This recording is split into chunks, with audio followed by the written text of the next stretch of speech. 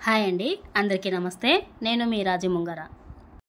ముందు వీడియోలో మనం స్వామి వివేకానందకు భారతదేశం బ్రహ్మరథం పట్టడం గురించి తెలుసుకున్నాం. ప్రస్తుతం 1898 జనవరిలో వివేకానంద స్వామి కలకత్తా తిరిగి వచ్చారు. ఈసారి తన ఉపన్యాసాలు, చర్చలతో పాటు మఠంలో చేరిన శిష్యులకు శిక్షణ కూడా ఇస్తున్నారు. ఆలం బజారులో ఉన్న మఠం గంగ ఒడ్డున గల నీలాంబర్ ముఖర్జీ గారి భవనంలోకి మార్చబడింది.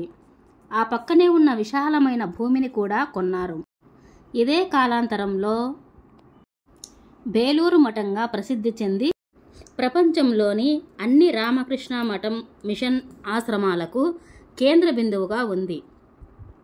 స్వామీజీ భావాల నుండి స్ఫూర్తిని పొంది భారతదేశానికి జీవితాంతం సేవ చేయటానికి వచ్చిన మార్గరెట్ నోబుల్కి బ్రహ్మచర్య దీక్ష నొసంగి సోదరి నివేదితగా మార్చారు స్వామీజీ.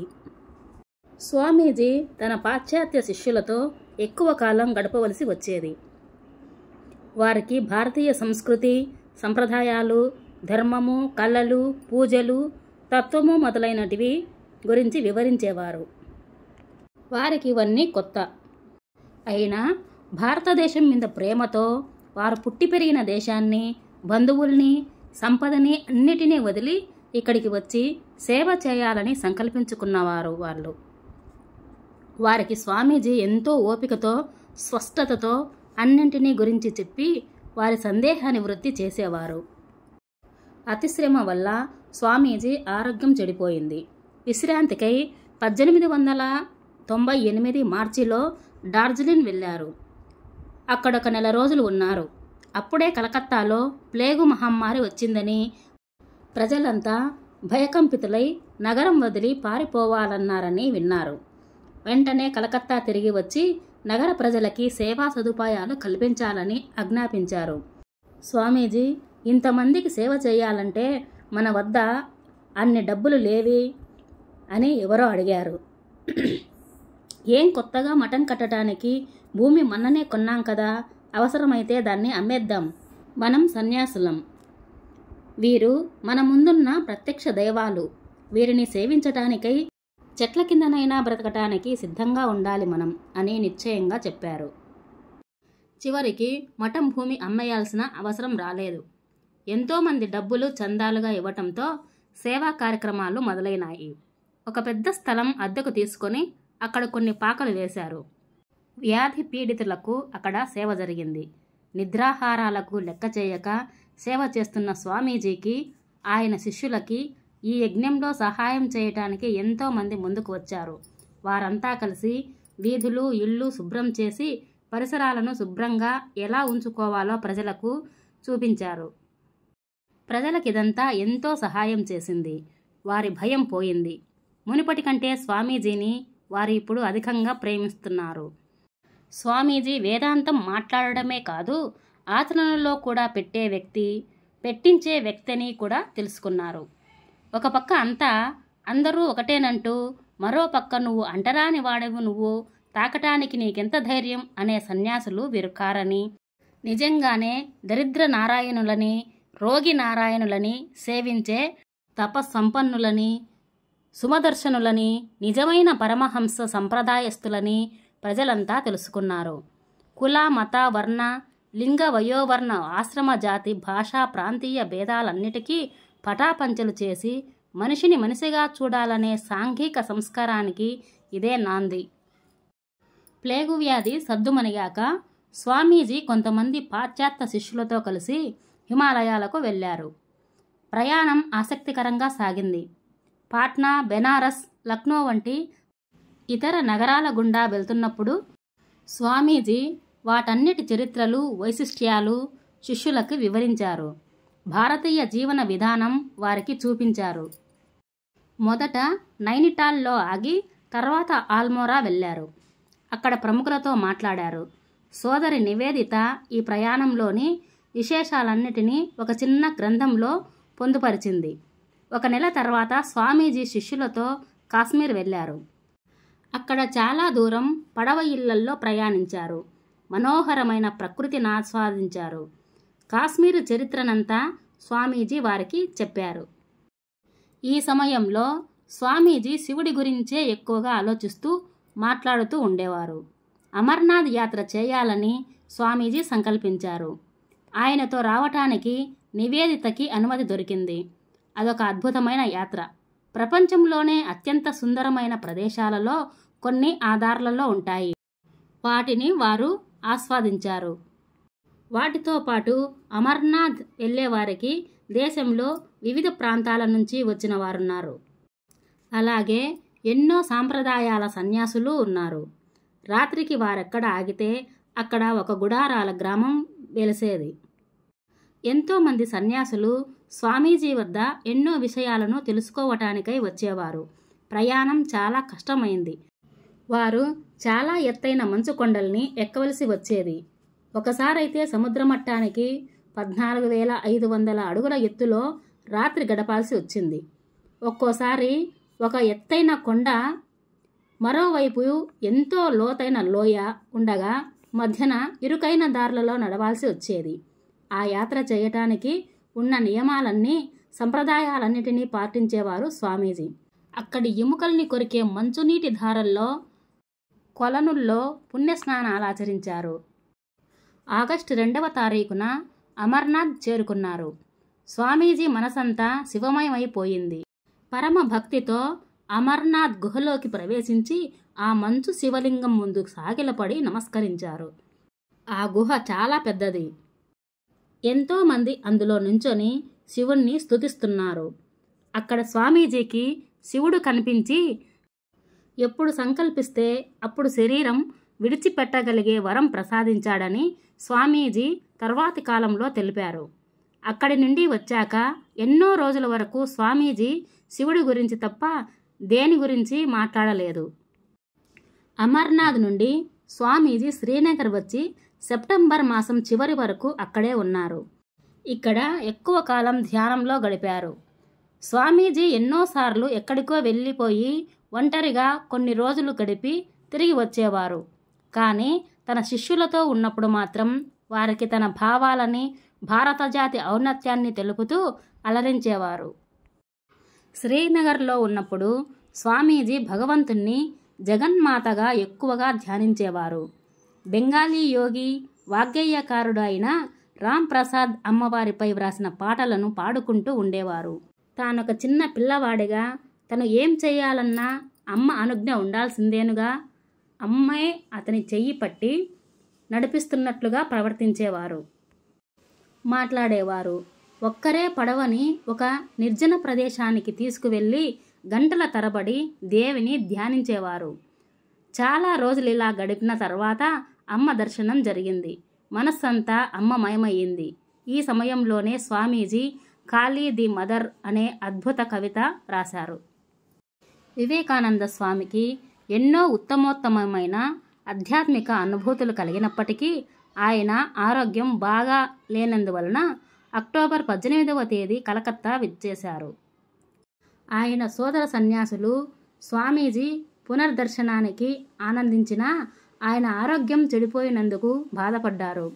అయినా స్వామీజీ విశ్రాంతి తీసుకోకుండా కొత్తగా మఠంలోకి చేరిన సన్యాసులతో మాట్లాడుతూ వారికి తరగతులు నిర్వహించారు. ఈ సమయంలో స్వామీజీ కన్న కలల్లో ఒకటి నిజమవటం మొదలుపెట్టింది. భారతీయ మహిళా అభ్యుదయానికి ఏదైనా చేయాలని ఆయనకు ఎప్పటి నుండో కోరిక. భారతీయ మహిళలు ఎంతో గుణవతులు, పవిత్రమూర్తులు, కానీ వారికి సరైన విద్య దొరకట్లేదు. అందుకని బయట సమాజంలో వారి పాత్ర చాలా తక్కువగా ఉందని, వారికి సరైన విద్యని అందివ్వగలిగితే వారి సమస్యలకి వారే పరిష్కారాలు వెతుక్కుంటారని స్వామీజీ అనేవారు. సోదరి నివేదిత భారతీయ మహిళలకై తన సేవని మొదలుపెట్టడం చూసిన స్వామీజీ చాలా ఆనందపడ్డారు. ఆ కాలంలో ఆడపిల్లలు బడులకు వెళ్ళి చదువుకోవటం ఊహించలేని విషయం. అలాంటిది ఆడపిల్లలకై ఒక పాఠశాలని మొట్టమొదటిసారిగా స్థాపించింది నివేదిత. శారదాదేవి వద్దనో, శ్రీరామకృష్ణుల ఇతర శిష్యురాల వద్దనో జీవించేది ఆమె. వీరంతా హైందవ ధర్మం గురించి, రామాయణ మహాభారతాది గాథలన్నీ ఆమెకు తెలియజేసేవారు. తర్వాత నివేదిత ఒక ఇల్లు అద్దెకు తీసుకొని అక్కడ పాఠశాల నడిపింది. ఎన్నో కష్టాలను ఎదుర్కొనేది ఆమె. ఆడపిల్లలని బడికి ఎవరూ పంపించేవారు కాదు. ఆమె వాళ్ళ ఇంటికి వెళ్ళి వాళ్ళ తండ్రిదండ్రులకు నచ్చజెప్పి అవసరమైతే కాళ్ళు పట్టుకొని వారి అమ్మాయిల్ని బడికి పంపించమని చదివించమని అర్థించేది.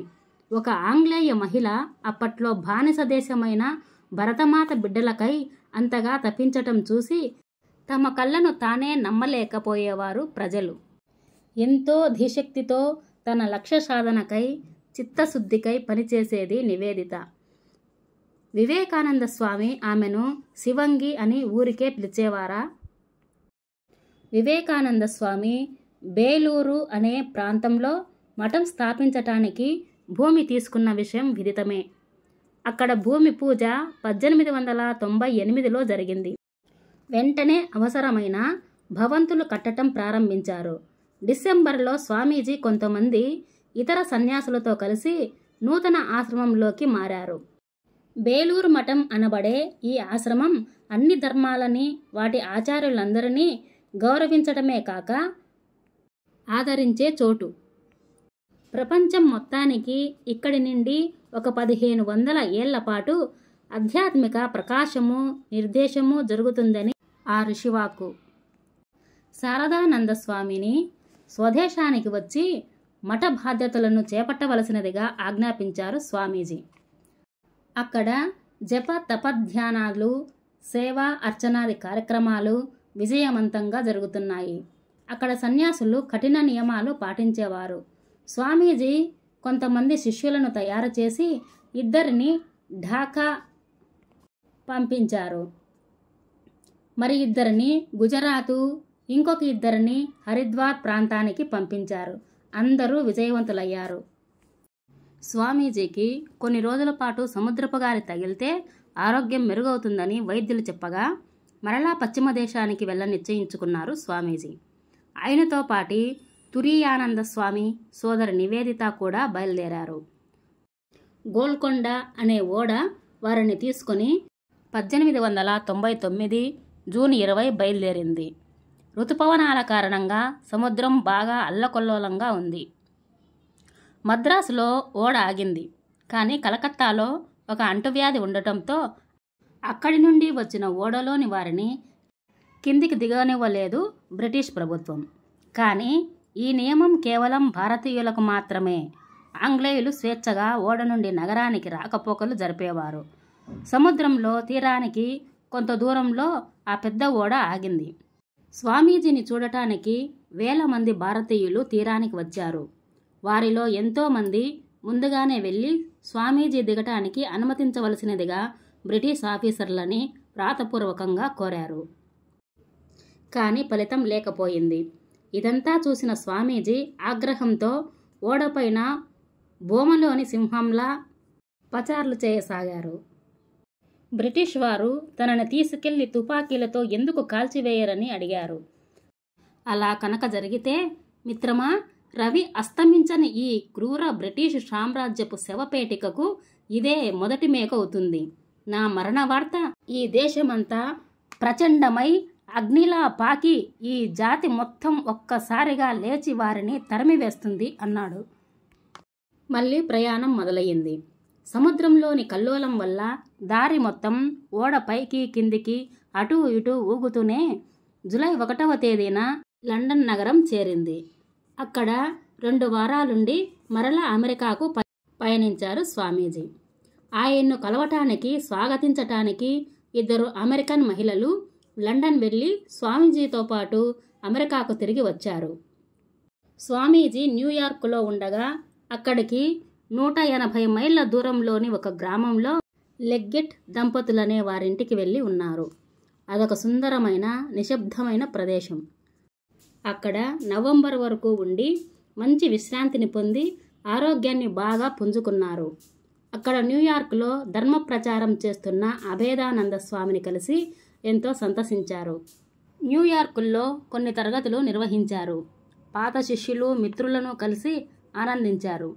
వారంతా స్వామీజీని మరలా కలిసినందుకు అమితానంద భరితులయ్యారు.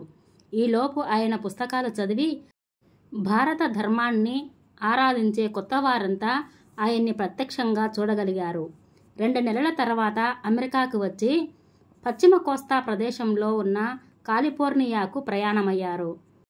అంతకుముందు లాస్ ఏంజల్స్ వెళ్ళి అందరి కోరిక మేరకు వారికి భారతీయ శాస్త్రాలు, ఇతిహాసాలపై ఉపన్యసించారు. ఫిబ్రవరిలో స్వామీజీ శాన్ ఫ్రాన్సిస్కో వెళ్ళారు. అక్కడకు వచ్చిన అనేక మందికి ఆయన విడిగా తరగతులు ప్రారంభించి వేదాంత తత్వము, ధ్యానము నేర్పించారు. అక్కడ ఒక పెద్ద ఇల్లు అద్దెకు తీసుకొని తరగతులు నిర్వహించారు. చుట్టుపక్కల పట్టణాలకి వెళ్ళి ఉపన్యాసాలిచ్చారు.